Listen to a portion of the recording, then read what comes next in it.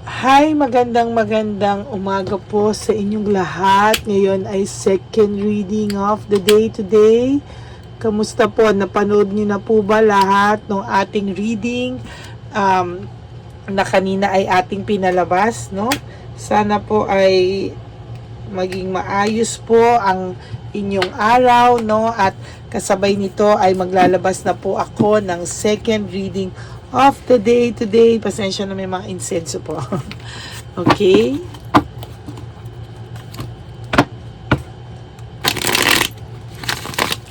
Sana po napanood nyo na po yung yung first reading of the day at yung dalawa ko pong nilabas kahapon, ano? Also a very powerful reading.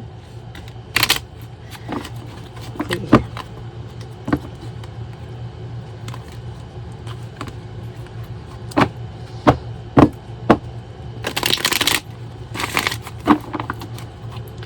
Okay, wag nyo po itong skip. Imagine niyo po na kayo po ay aking hinuhulaan.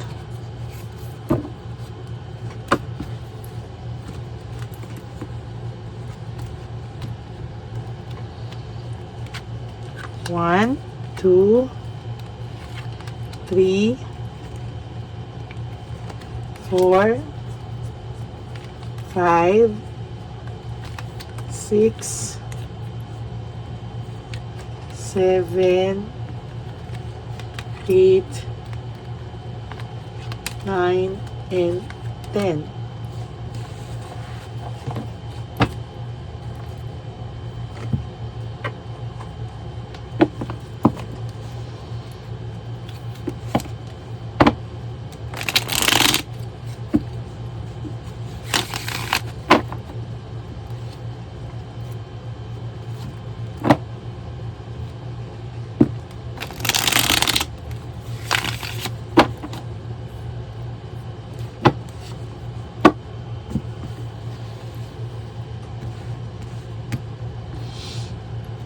Pili po tayo ulit.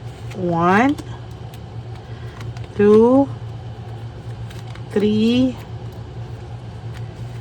4, 5,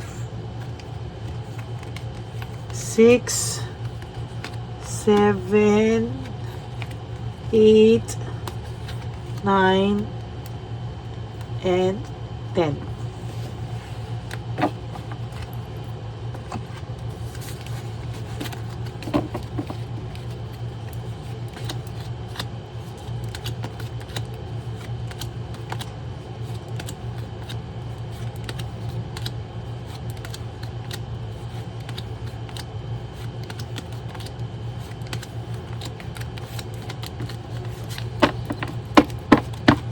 Okay. Oh, fear of suffering, disaster, no? Disaster avoided, tower in reverse, no? Iniiwasan lang po nito or naiiwasan lang po niya as of ngayon lahat po ng pwedeng nangyari na nakamalasan sa kanya, no? So far, may mga nangyayaring kamalasan at kahit pa paano, feeling po niya nakakalusot-lusot pa daw siya sa kamalasan, ano? Oh, there's this girl or yung third party nyo is so insecure, very insecure po sa inyo. At today, during Friday reading natin, the second reading of the day, I feel sa energy nito na sinasabi niya po sa inyo na, hey, hindi pa tapos ang laban, no? Shucks, palaban. Very interesting, ha? At gagawin niya daw po ang lahat para maghiwalay na kayo ng tuluyan ng partner mo at ng ex mo po, no? Tuluyan na kayong maghiwalay ng person mo at talaga naman, ano, sa nakikita ko po talaga ngayon, oh my God, wait, gagawin ng third party lahat manalo lang siya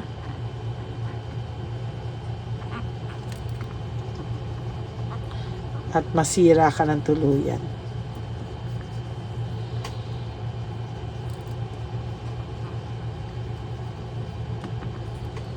OMG. Now, desperate, no? Napaka-desperada.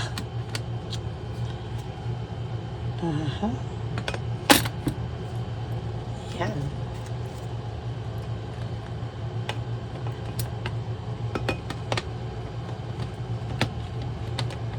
Hindi ko alam sa ko ito lalagay. May mga gems ako. Okay. There you go.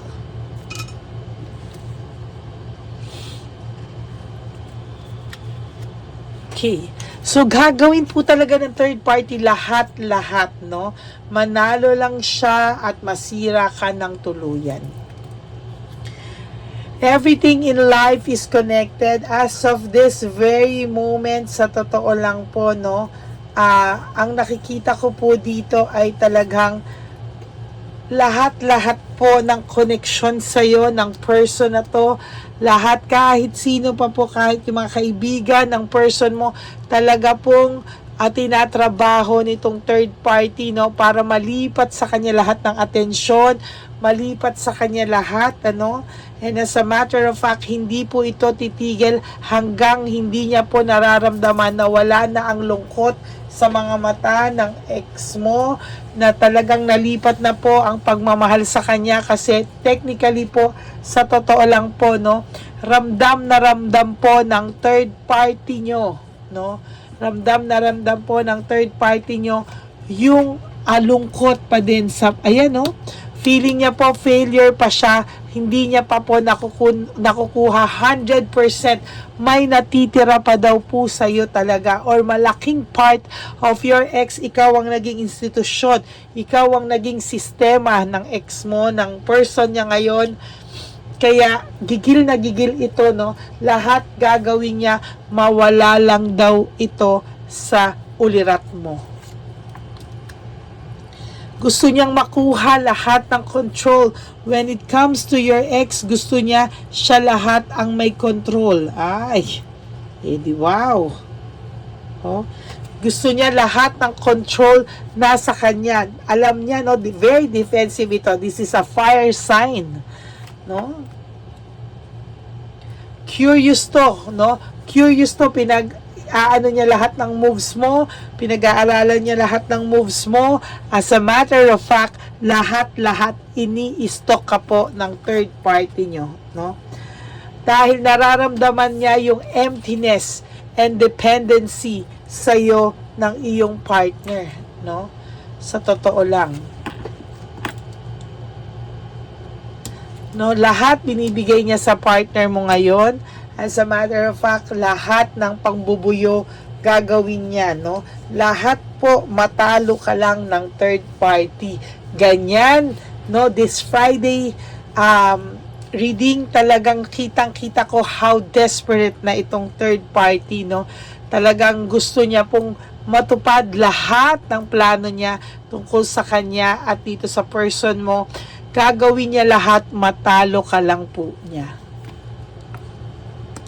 Sometimes, pag nakikita po nitong masaya ka, she or he feels na nagpa-panic mode siya, no?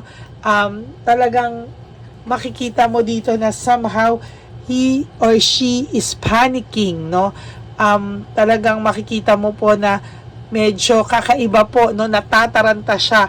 Pag nakikita niya pong masaya ka, nakikita niyang hindi ka affected, napapraning po ito na pag nakakakita to ng masasayang post mo, nakakabalita to, anything about you, nag-aaway sila. Ang nabubuntungan po ay yung person mo, no? Yun po yung nababalingan, ano? As a matter of fact, nababalingan talaga. Hard work and responsibility. Alam niya po na ang relationship nyo ay puno ng pinaghirapan nyo, matagal na proseso, matagal kayong nagsama, kaya ngayon pinaghihirapan niya pong maagaw totally itong person mo. Leaving home, moving forward, hindi pa po enough sa third party na nasa kanya na, hindi pa rin po enough na iniwanan siya, as a matter of fact, no?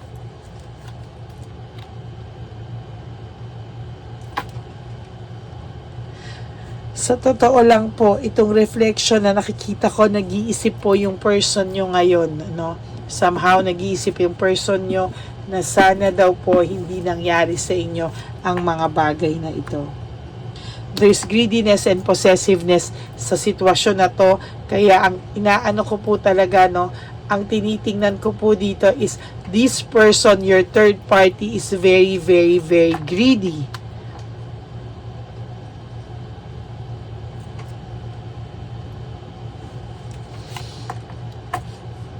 There's heartbreak, suffering, and grief, no? Ito pong person na to ay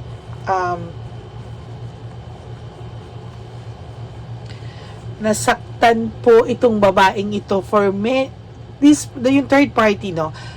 Growing up, hindi talaga siya okay. Nasaktan to how many times then, kaya wala siyang pakialam makasakit.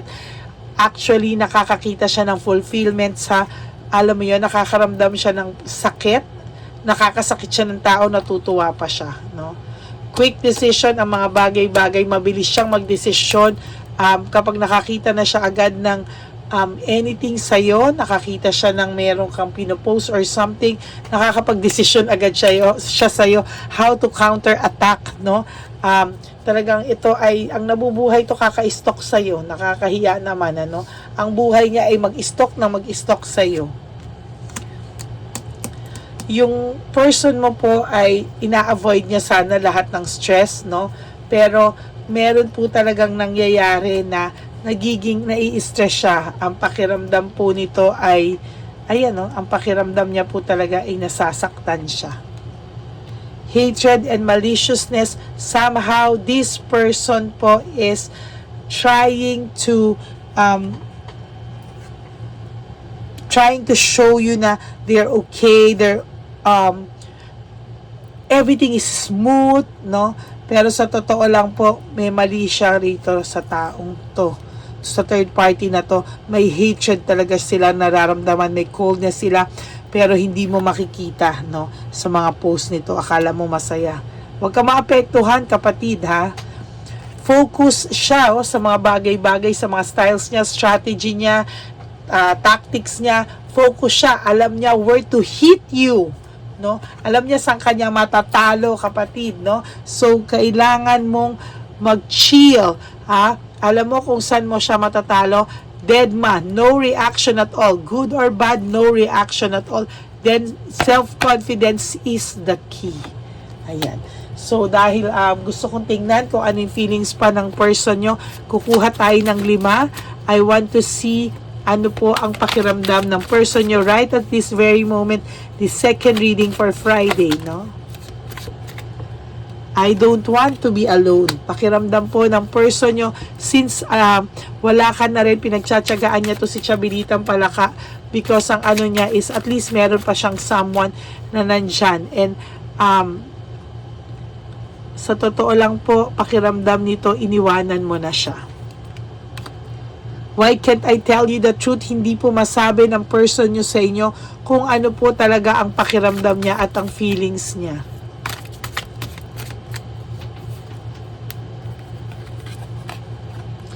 I can't do this right now. Sa totoo lang po, hindi niya po alam kung ano ang gagawin sa mga panahon na to, sa mga oras na to. Nanghihina po siya, wala po siyang mukhang maiharap sa'yo.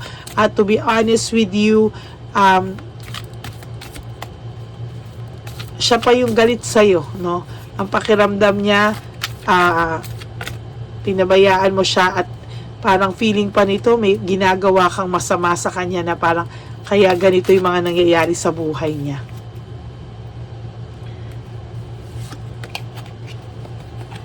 Pag naiisip ka po niya, nakakaisip po siya ng painful memories, no?